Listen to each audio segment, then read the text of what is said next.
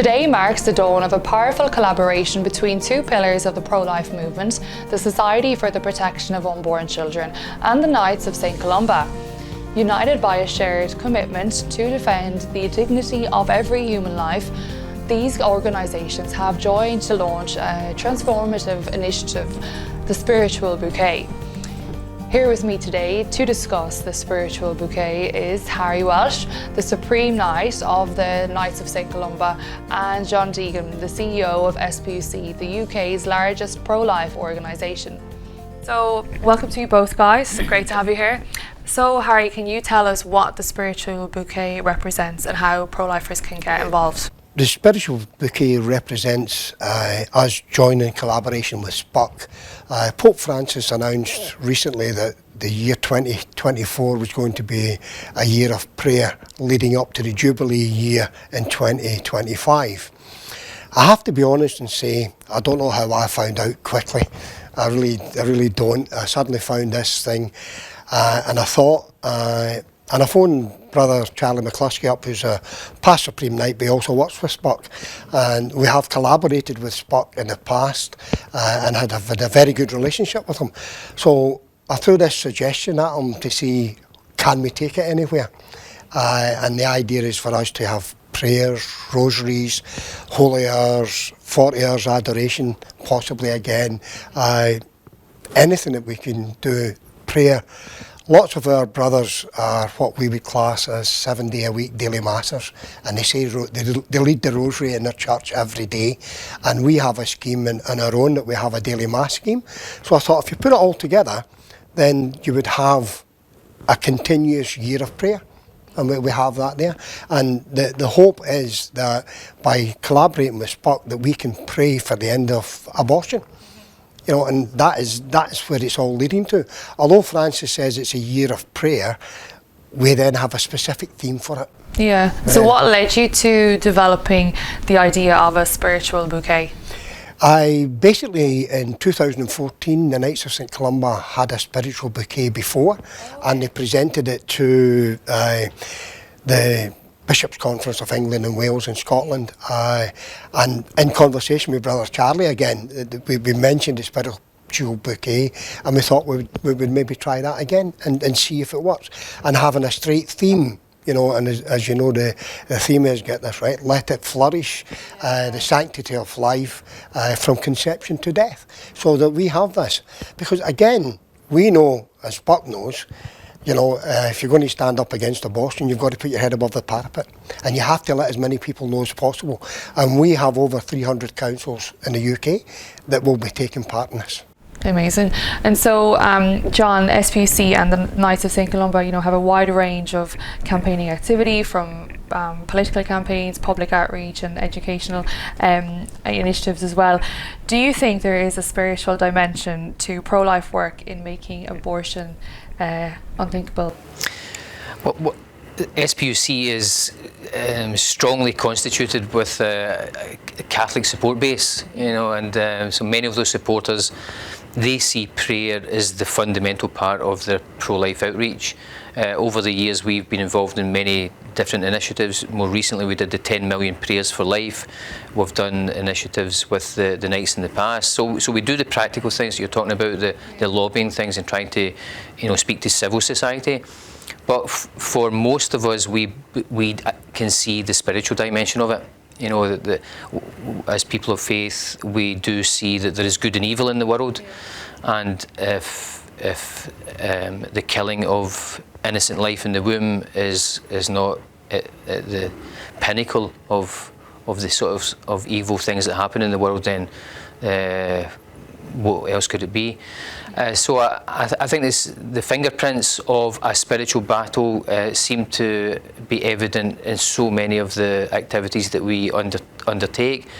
So much of the opposition we get actually from people who have a resentment to faith. They have a resentment to, and very often they will target pro-lifers as just being Catholics, and so they see that dimension. So from our side, we see the dimension as well, and it's a strong part of our commitment. I think ultimately it is a spiritual battle, but that spiritual battle involves us, strengthening ourselves through prayer and motivating ourselves to then go into the world and try to engage with people, whether they're of faith or not, and try to bring the value of every human life to them, to try and bring some reason. But for many of us, that is reason that goes hand in hand with faith. I think that the faith helps strengthen our reason, actually. So there's nothing that people who are non-believers could disagree with, and the fact that a lot of our values are built on the frameworks of human rights instruments that are used across the world, and recognising that every human life is of value. But when you know that human life is made in the image of God, it gives you a stronger motivation that you want to defend it. You want to ensure that every human person gets the chance to participate in the wonderful gift of life. And we believe that everyone has immense potential. Everyone is foreseen by God, with a vocation, and it's a privilege to take a stand publicly with the Knights of St Columba, and to get people of faith to join together, and to show that is the foundation for many of us about why we're involved in this great cause. And the Knights have shown over many decades that the abortion issue is very close to their hearts, and many of the people involved in organisations like the Knights and like SPUC are people of faith, because faith gives you a longer view, a longer perspective on the rights and wrongs of particular behaviour.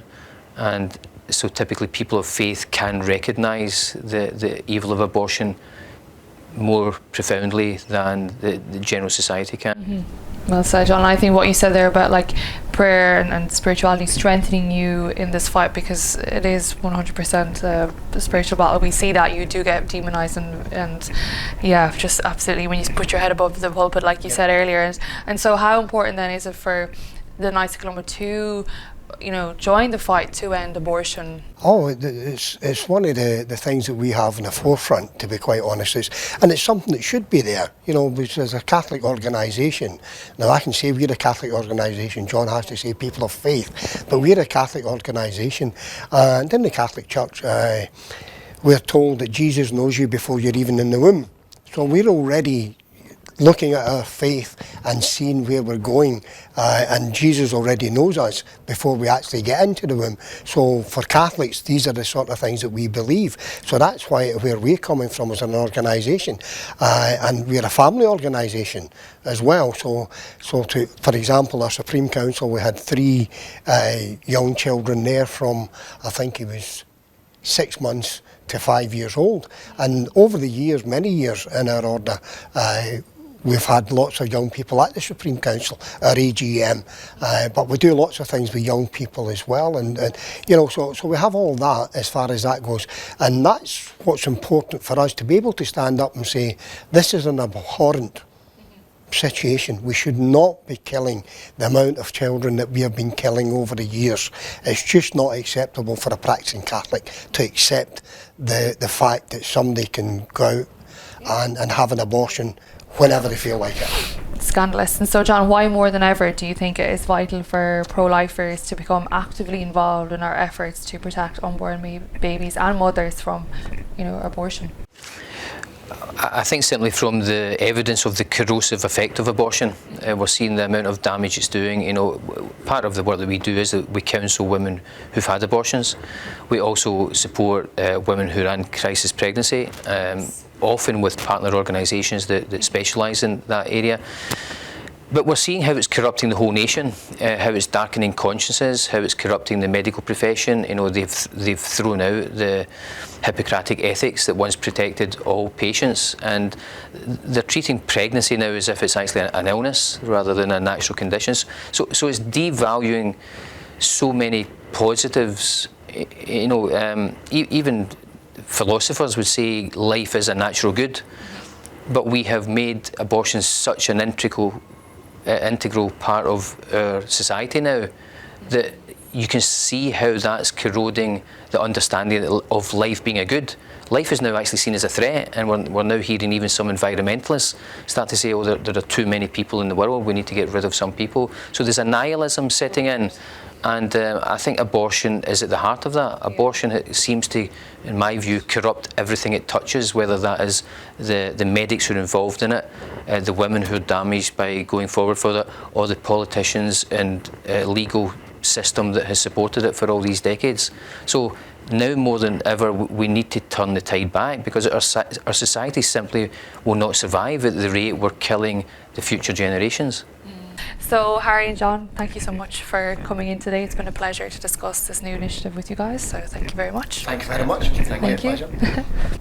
The Spiritual Bouquet represents a profound expression of faith, inspiring pro-lifers to unite in prayer to protect human life from the moment of conception. This initiative will run until November 2024. Please stay tuned for further updates on how you can participate in the Spiritual Bouquet and help make abortion unthinkable. See you then.